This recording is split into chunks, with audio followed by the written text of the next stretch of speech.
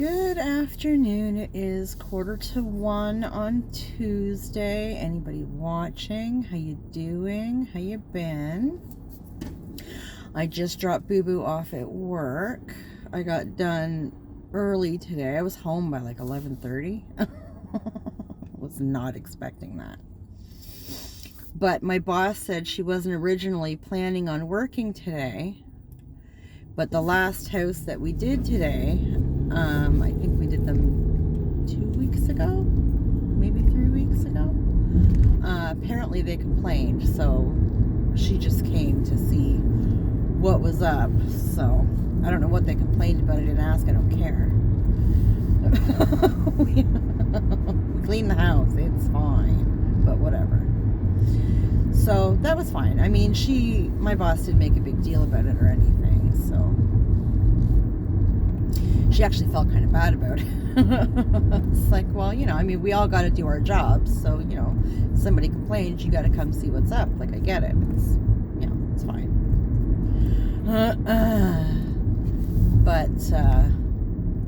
Yeah, so home a little early today, and I'm off tomorrow. So I figured I'll bring Boo Boo to work. It's not very often I get to help him out like that. So gave him an extra hour to chill out before he had to go to work. So he appreciated it. But now I'm hungry. Not used to eating in the middle of the day. But I'm hungry now because I'm not working.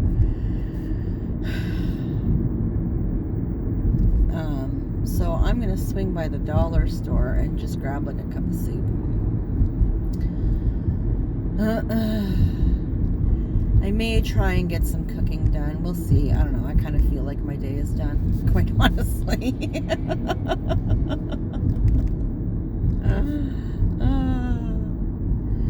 I was kind of fighting with my boyfriend last night. He was snoring again. I was nudging him and, babe, turn over. Babe, shh.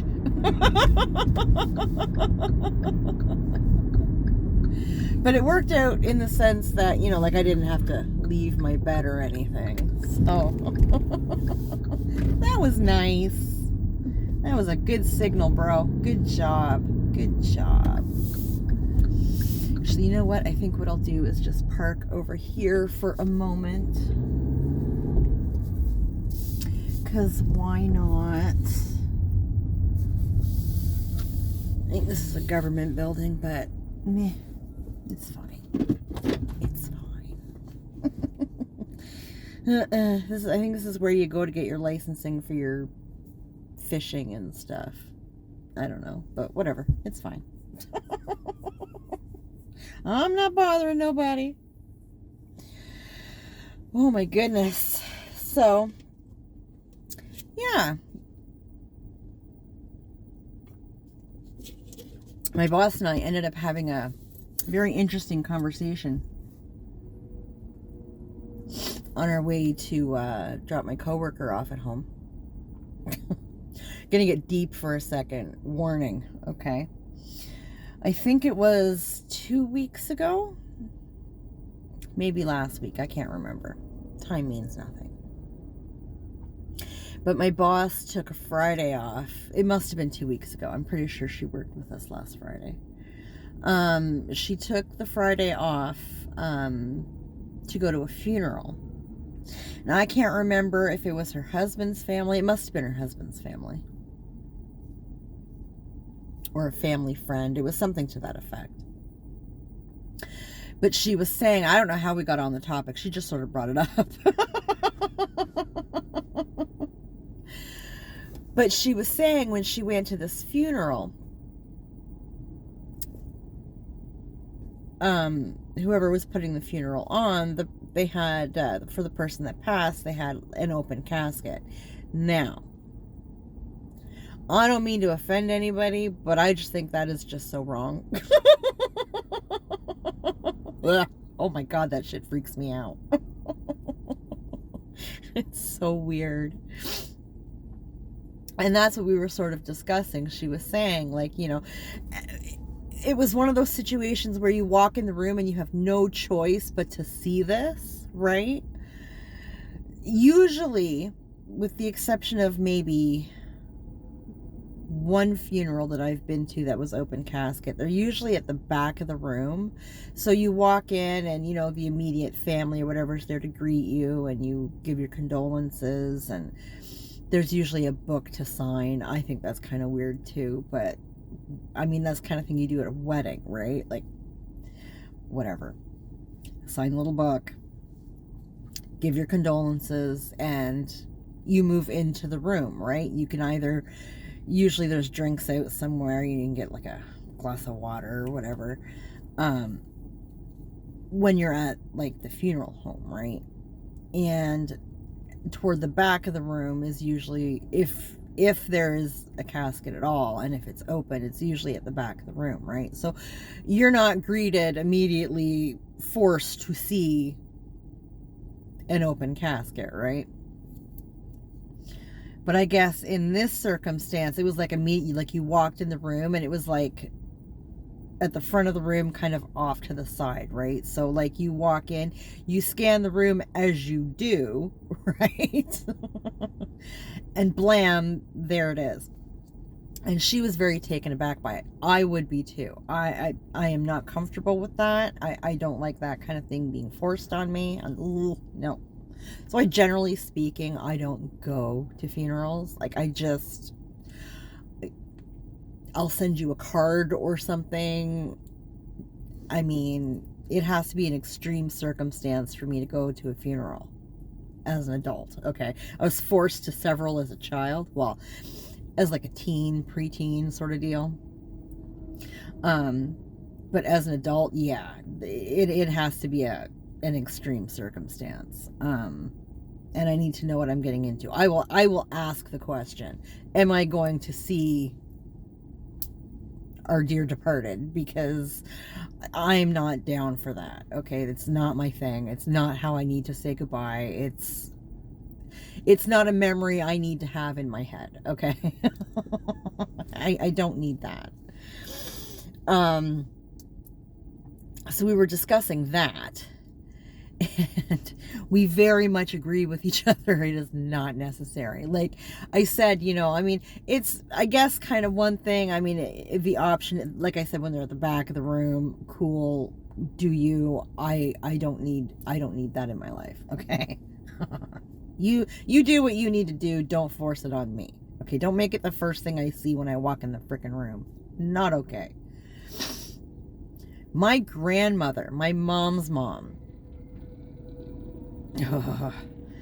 used to, I can remember, and I don't remember who it was. It was a family member, but it was like one of the first funerals I remember going to. And it was an open casket, and I was rather young. I was a tween. I was like somewhere between 10 and 12, okay? And I remember walking in with my grandma, my papa, my mom, and my brother. We all sat down at this table. They were Mennonite. My grandmother's side of the family there are Mennonite. So you go into this like old wooden church. It was actually kind of cool. This old wooden church type deal, and they had this sort of room off to the side of the main church, right? And that's where they did, like, you know, their funerals and whatever, receptions of sorts. And we're sitting at this big table, and my grandmother came over and grabbed us kids each by an arm, and, you know, you're coming with me. And we're like, whoa, Nellie, where are we going? Well, we have to say, it was like a great aunt or something. It's somebody I had never friggin' met, okay? No idea. And I was like, well, I don't really want to go over there. I don't want to do it. I'm good. And my mom was even saying, like, you know, like, you don't have to, right? My grandmother, on the other hand, you will do it and you will like it, right? Very strict German woman. God. She forced us to go up, and you have to get into line, and it's a whole thing. And as we're getting up, I'm starting to shake and sweat. And like, I don't want no part of this. I'm so uncomfortable. So when we got up there, I literally put my hands over my face. Like, I don't want to do this. And I can remember my grandmother taking my hands off my face and actually forcing me to look, right? I was very upset. Listen, I've never been close to this woman. In fact, I can honestly say I'm glad she's gone. I hated her. I hated her. This is one of the many reasons why. I never forgave her for it. And I remember making like an offhand, very inappropriate comment. I think I said something about her nose is really big or something. I was trying to protect myself. I was trying to make a joke. I was trying to make light. I was very uncomfortable. And my grandmother got really mad at me and actually sent me out of the room. I was so happy. I was like, yes. It's like kind of what I was going for. She was so mad at me, and she even went up to my mom and told her what a disrespectful child she had raised, and la la la la la. I don't remember if my mom stuck up for me or not. She did when she talked to me about it after. And I was like, never again. Never again. I will kick her if I have to. Never again. It was horrible. Horrible. And then we started talking about our mothers, because my boss's mom died of some sort of cancer like years ago, when my boss was like in her 20s.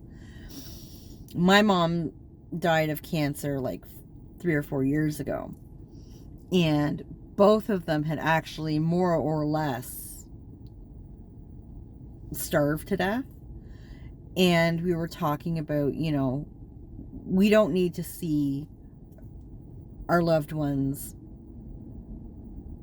in their final moment, in their coffin. Like, we don't need to see that, okay? Especially in the instance of our mothers, where they just didn't even look like our mothers anymore, right? Like, nobody, that is not a memory that you need in your head.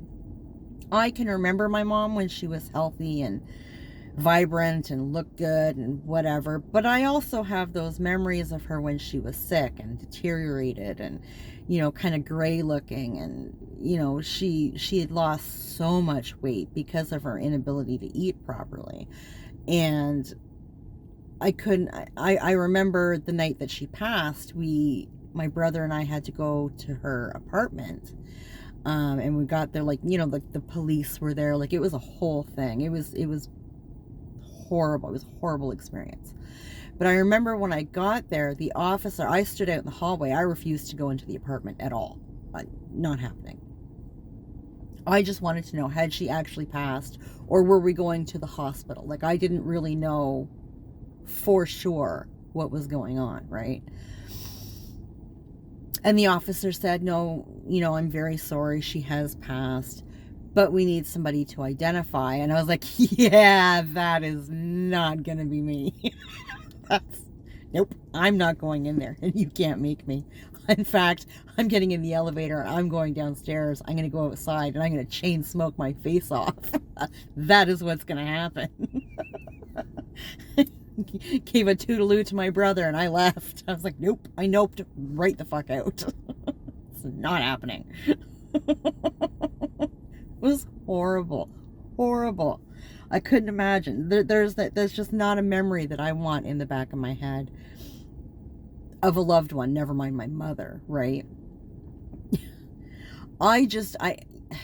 No disrespect to people that are into that kind of thing, and if that's the way that you deal with your goodbyes, more power to you. But holy moly, was I noping out of that. And my boss was like, yeah, same. Like, nope.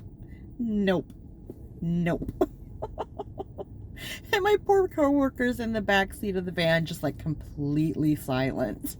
I think she was so uncomfortable.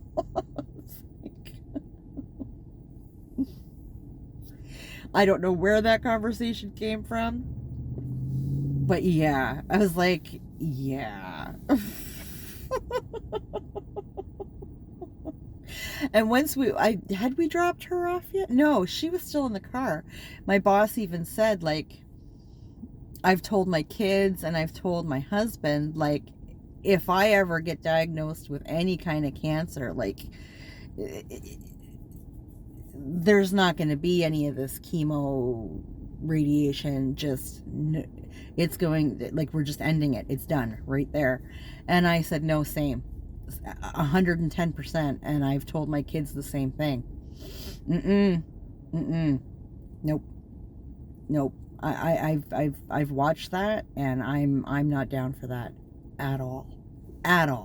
I wouldn't put my family through that. I wouldn't put my kids through that, and I wouldn't put myself through that. Like, wow, no. No.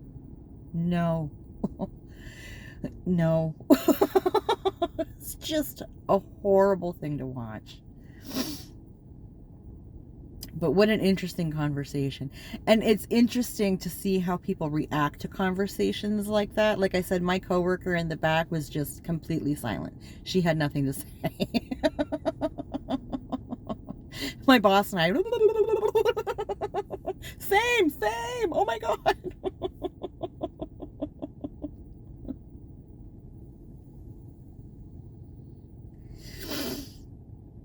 It was interesting. It was an interesting way to end the day. I was like, all right, well, I'll see you Thursday. She says, oh, I'm not working Thursday or Friday. I was like, okay, well, I'll see you sometime next week. Later, girl.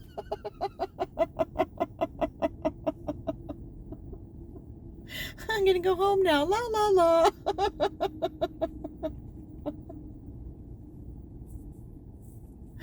Oh, my goodness. We do have some interesting conversations sometimes.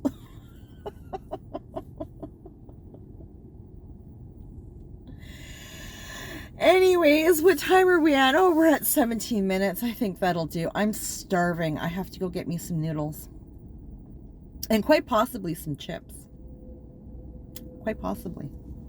Because why not? So anywho, anybody watching, thank you. I appreciate you. I'm sorry for the morbid conversation, but it was something that happened in the day that I found interesting. I thought I would share. Feel free to sound off in the comments. Tell me how horrible I am. Tell me that it was an inappropriate conversation. Tell me it was interesting. I don't know. Talk about some of your experiences. I think it's healthy. Anywho, take care of yourself, and we'll talk later.